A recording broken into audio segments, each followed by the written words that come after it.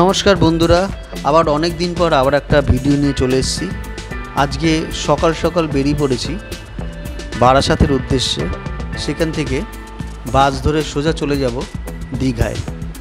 একদিনের এই ভ্রমণে কীভাবে আমি দীঘায় ঘুরে আসলাম এবং ওখানে গিয়ে কি কি দেখলাম, পুরো বিস্তারিত অভিজ্ঞতাটা আমি তুলে ধরার চেষ্টা করব। এই ভিডিওটা সাথে থাকবেন, আশা করি আপনাদের ভালো লাগবে। আমার আজকের এই দীঘার জার্নিটা প্রায় হঠাৎ করেই ঠিক করলাম। কোনো দিনও বাসে করে আমি দীঘায় আসিনি, মানে এসলাম ছোটোবেলায়, কিন্তু ব্লগ করতে কোনো সময় এইভাবে আসিনি। তাই হঠাৎ করে ঠিক করে বেরিয়ে পড়লাম সকালবেলায়। সেই অভিজ্ঞতাটা তোমাদের কাছে আমি শেয়ার করছি।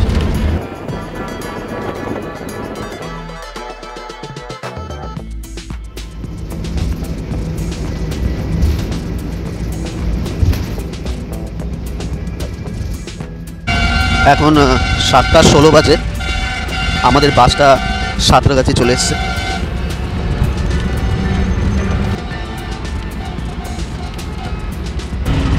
বাস আমাদের এখন ঘন্টায় 74 কিলোমিটার পার আওয়ারে যাচ্ছে। এইভাবে যদি চলে তাহলে 10:30টার মধ্যে আমরা দীঘায় পৌঁছে যাব। এখন 7:25 বাজে, আমরা জলা ধুলাগড়ি টোল প্লাজার সামনে চলে এসেছি।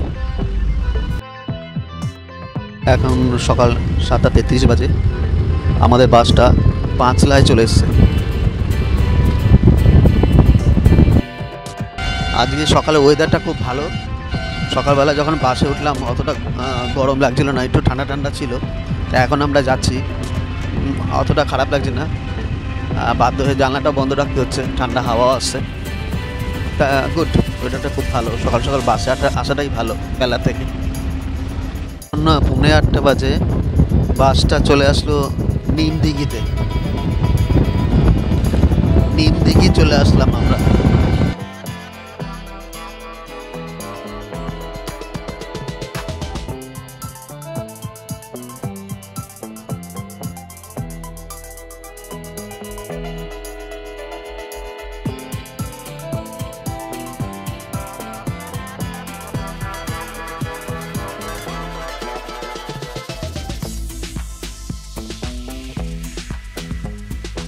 কোলাঘাটের এক জায়গায় বাসটা আমাদের 5 মিনিটের জন্য হল্ট দিল, কিন্তু জল খাবার খেয়ে আবার উঠে পড়লাম।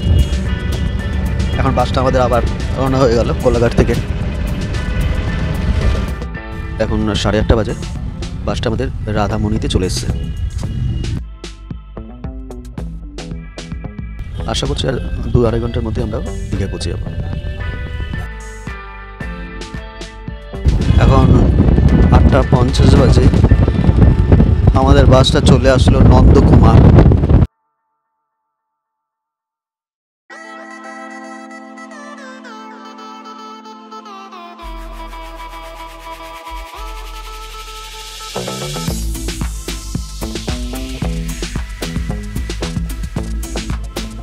এখন আমরা কাতি রূপসী বাইপাসে চলে এসেছি।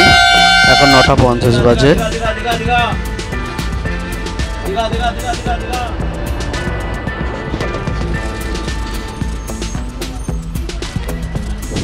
দশটা 15 বাজে, এখন আমরা এসে পৌঁছলাম চাউলখোলা। 10:53 বাজে আমরা এসে পৌঁছালাম অলঙ্কারপুর।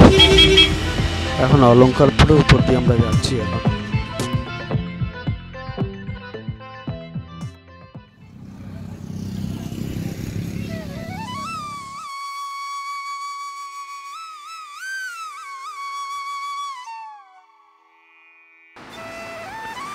আমি এখন ঠিক দীঘার নতুন জগন্নাথ মন্দিরের সামনে দাঁড়িয়ে আছি।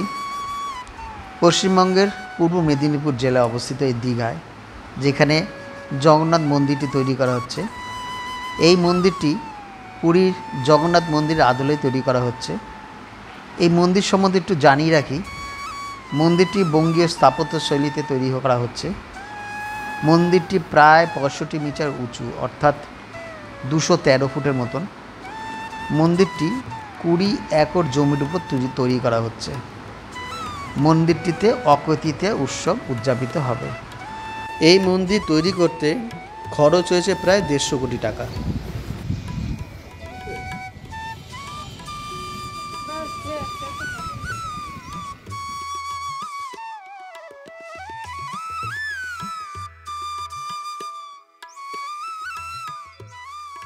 আমি এখন ঠিক দীঘার জগন্নাথ মন্দিরের সামনে দাঁড়িয়ে আছি।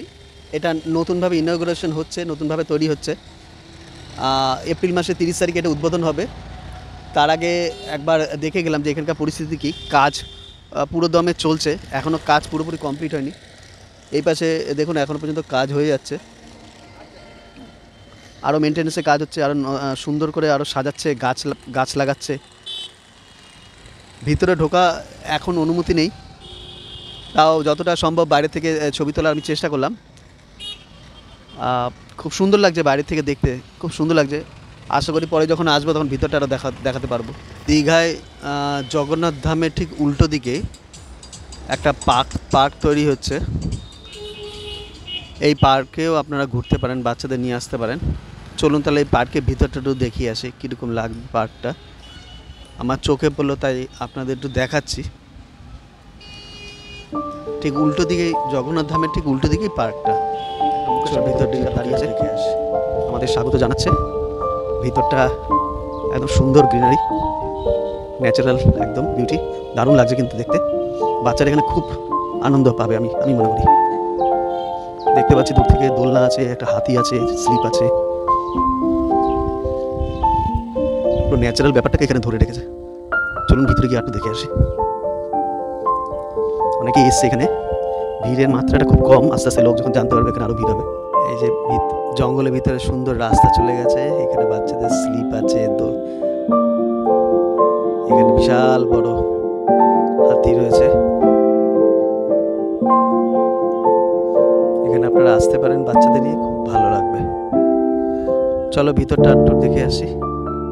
ভিতরে আবার কিছু হরিণ দেখতে পাচ্ছি। জগন্নাথ ধামের ঠিক উল্টো দিকে এই পার্কটা চোখে পড়লো। আমার তো খুব ভালো লাগছে, একদম ন্যাচারাল, কোনো রকম নেই। সে আগে যেমন দীঘা ছিল সেই দীঘার ফিলিংসটা লাগছে। এখানে আবার একটা পুলের মতন করেছে, একবার পুলের উপর দিয়ে হাঁটছি, দারুণ লাগছে। আর ঠিক তার ওই পাশে সমুদ্রটা আছে। চলো সমুদ্রের সামনে গেলেই সমুদ্রটা, আমি একদম একা, দারুণ লাগছে। দারুণ লাগছে আমার। সেরকম মানুষজনের সেরকম মেয়ে নেই এখনো পর্যন্ত, একদম জঙ্গল ফিলিংস লাগছে।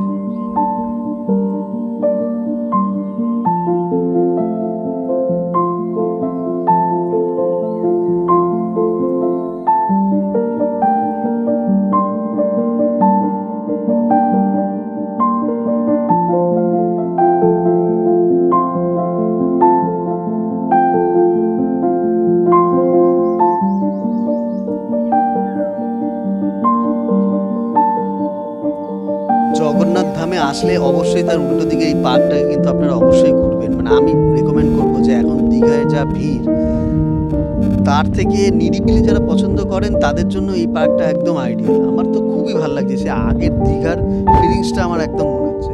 চারিদিকে সেই জঙ্গল, আর সুন্দরভাবে এদিকে রাস্তাঘাটগুলো করেছে। এই যে রাস্তাঘাটগুলো সুন্দরভাবে করেছে, আমার তো দারুণ লাগছে। এই পাশে জানি না কি আছে। চলুন তাহলে ভিতরটা আরো দেখে আসি কি আছে।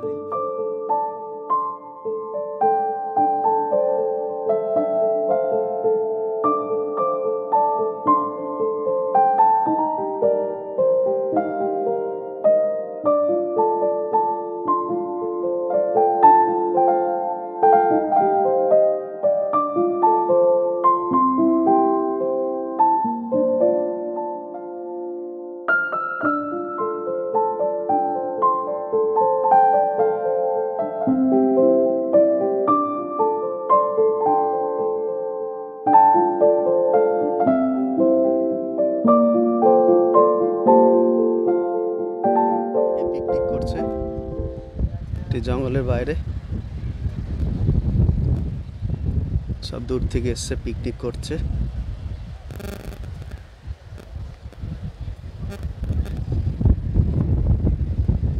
কাকা পিকনিক হচ্ছে নাকি? পিকনিক হচ্ছে, অনেকে এখানে ফ্যামিলি নিয়ে এসছে, ছোট্টখাটো একটা পিকনিক মতন করছে। আর ঠিক ওপারেই আছে সমুদ্রটা।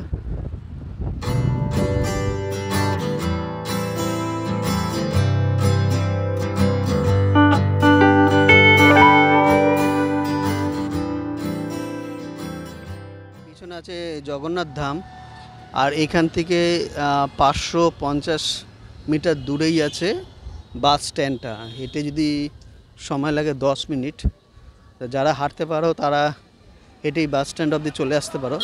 তা আমি এখান দিয়ে হেঁটে হেঁটেই বাস স্ট্যান্ডে যাওয়ার চেষ্টা করছি, আর দেখতে দেখতে যাচ্ছি জগন্নাথ মন্দিরটা। রাস্তাগুলো তো বেশ নতুন, তাই হাঁটতে অসুবিধা হচ্ছে না। এবার বাস স্ট্যান্ডের দিকে আমি যাচ্ছি, ওখান দিয়ে একটু নিউ দীঘা একটু ঘুরে নেব। সামনে এইটা হচ্ছে দীঘার railway station, new Digha railway station. আমি জগন্নাথ ধাম থেকে হেঁটে হেঁটেই আসলাম। আমার ম্যাক্সিমাম 7 থেকে 8 মিনিট টাইম লাগলো। সুতরাং আপনারা হেঁটেও আসতে পারেন, কোনো অসুবিধা নেই, সুন্দর রাস্তা আছে। এই যে Digha, new Digha rail station. আমি এখন এখানেই দাঁড়িয়ে আছি। নিউ দীঘা রেল স্টেশনের রাস্তাটা, আর তার ঠিক উল্টো দিকে আছে দক্ষিণবঙ্গ পরিবহন যে SBSTC বাস স্ট্যান্ডটা, ঠিক তার উল্টো দিকে আছে। এখান থেকে আমি বাসের টিকিটটা কেটে রাখলাম। 2:30-এর সময় আমাকে রিপোর্টিং, আর 2:55 বাস। WTCর বাইরে যে কাউন্টারটা দেখতে পাচ্ছেন, এখান থেকে আমি টিকিটটা কাটলাম। আর পিছন দিকে আছে SBSTC, সেখানে টাইমটা হচ্ছে 2:30-এ। তা আমি 2:50-এর ট্রেনটা বাসের টিকিটটাই কাটলাম। তাই একটু ঘুরে নিই, তারপর 2:30-এর সময় এখানে চলে আসবো। SBSTC বাস স্ট্যান্ডের পাশ দিয়ে যে রাস্তাটা চলে গেছে, এবং নিউ দীঘার রেল স্টেশনের উল্টো দিকে যে রাস্তাটা চলে গেছে, ওখানে প্রচুর ছোট ছোট গেস্ট হাউস আছে। এখানে আপনারা গেস্ট হাউস নিতে পারেন। যে সোজা রাস্তাটা আছে, এটা বিচের দিকে যাচ্ছে, সপ্তমিনী গেস্ট হাউস। এছাড়াও বড় বড় গেস্ট হাউস এখানে দেখতে পাচ্ছি, এখানেও বুক করতে পারেন। ওই দিকে যে বাড়িগুলো সব গেস্ট হাউস এইগুলো। এখন আমি বিচের দিকে হেঁটে যাচ্ছি, দুপাশে প্রচুর রেস্টুরেন্ট আছে, খাবারের হোটেলও এখানে প্রচুর পরিমাণে রয়েছে, অসুবিধা নেই। বেশ ফাঁকাই আছে, রাত্রির দিকে এখানে দারুণ জমজমাট হয়। কিন্তু ওয়েদারটা আজকে দারুণ, কোনো গরম লাগছে না, খুব একটা ঠান্ডা লাগছে না। রোদ্দুরটার তেজটা খুবই কম। অবশ্যই কি আস্তে আস্তে আমি এখন বিচের দিকে এগিয়ে যাচ্ছি। আছে ডাব কত করে? দাও তো, একটা 50 দাও তো। কোনটা 50? 50 কোনটা? একদম বিচের কাছাকাছি চলে এসেছি, দেখাই যাচ্ছে এখানে লোক কেমন, প্রচুর এখানে মানুষ একত্রিত হয়েছে। দীঘা বাঙালির জন্য সবসময়ের জন্য ফেভারিট একটা প্লেস। ওরে বাবা, ওদিকটা আরও বেশি লাগছে। ওয়েদারটা ভালো আছে বলে মানুষ, প্রচুর লোক এসছে। আর সমুদ্রের জলটা অনেকটা পিছিয়ে আছে, বোল্ডারের এখন কোনো ভালো বীজটা ভালোই পেয়েছে। জলটা এখন অনেকটাই পিছিয়ে আছে নিউ দীঘায়, না হলে বোল্ডারের প্রায় উপরে জলটা চলে আসে। ওই দিকে প্রচুর মানুষের ঢল দেখা যাচ্ছে, ভাবছি ওদিকটাও যাব। আমার 2:50-এ বাস আছে, আমি এসেই প্রথমে বাসটা বুক করে রেখে দিয়েছি। যারা একদিনের জন্য ঘুরতে আসবেন মনে করছেন, তারা এসে প্রথমে বাসটা বুক করে রেখে দেবেন, তারপরে ঘুরে এদিকে ওদিক ঘুরে ভালো মতন এনজয় করে তারপরে আপনারা রিটার্ন করতে পারবেন।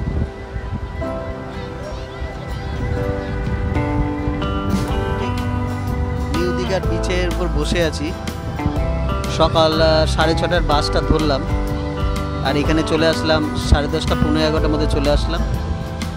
এসেই প্রথমে জগন্নাথ ধামটা ঘুরে তার উল্টো দিকে একটা পার্ক হচ্ছে, সেটাকে ঘুরে এখন আমি নিউ দীঘায় এসে বসে আছি। তারপরে আমার বাস হচ্ছে 2:50। এইভাবে আজকে ব্লগটা আমি করছি। আপনাদের কেমন লাগলো বা কেমন লাগছে সেটা অবশ্যই কমেন্ট বক্সে জানাবেন। একদিনের ভ্রমণে দীঘাটা কিন্তু আজও বাঙালির কাছে একটা ফেভারিট ডেস্টিনেশন।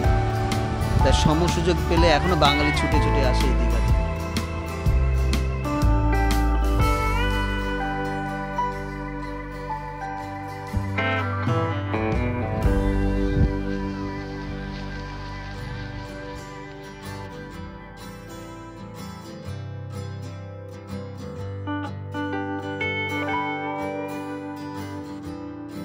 দীঘায় এখানে বোটিংয়ের ব্যবস্থা আছে, এখানে বোটিংয়ে আনন্দ উপভোগ করতে পারেন। কত করে সেটা আমার জানা নেই, গিয়ে দেখতে হবে।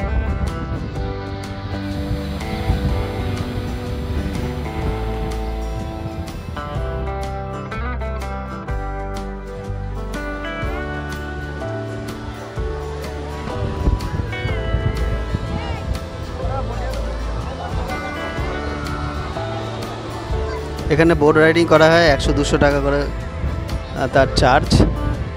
জিজ্ঞেস করলাম, চেয়ারের ব্যবস্থা আছে, চেয়ারে বসলে 200 টাকা, আর এমনি বোট যেটা আছে এটা 100 টাকা করে।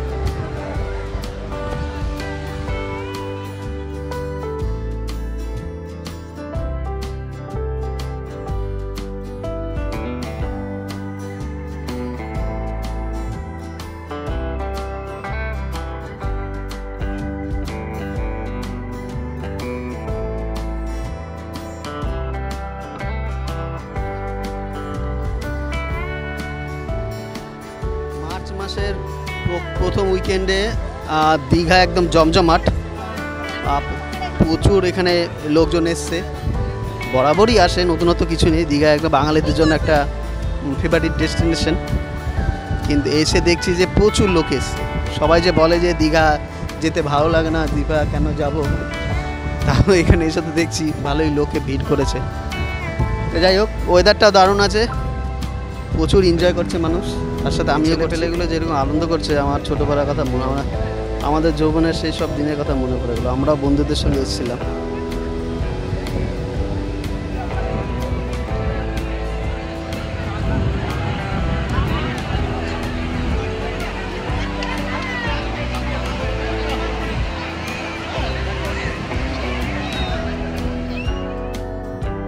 দীঘার এই জায়গা থেকে আসলে পরে এখানে অনেক ভালো ভালো উন্নত মানের হোটেল পেয়ে যাবেন, যেটা ভিডিওটার সামনেই রয়েছে।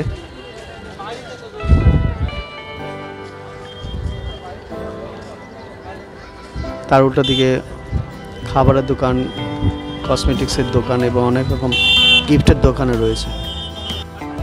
নিউ দীঘা বিচের ঠিক উল্টো দিকেই এখানে হোটেলগুলো আছে, আর সেই হোটেলের উল্টো দিকেই এখানে অনেক খাবার রেস্টুরেন্ট আছে। এখান থেকে একটা রেস্টুরেন্ট থেকে আমরা আমি খেয়ে নিয়েছি।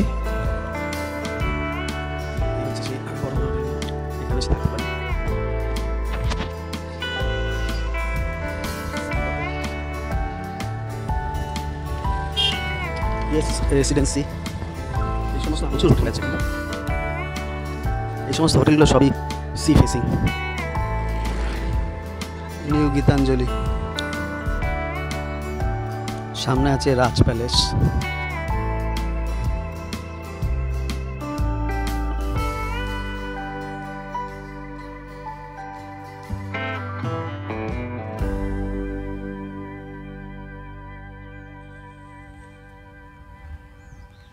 একদিনে দীঘা ভ্রমণের এই ভিডিওটা আজকে এখানে শেষ করলাম। চেষ্টা করলাম একদিনে যতটা পারা আমি এখানে কভার করার, কী কী ইনফরমেশান দেওয়ার চেষ্টা করলাম। আর একদিনে আপনারা কীভাবে দীঘায় ঘুরবেন এই ভিডিওটা দেখলে আশা করি আপনাদের একটু উপকার হবে। আর কোথাও ভুল ভ্রান্তি হলে আমাকে মার্জনা করবেন।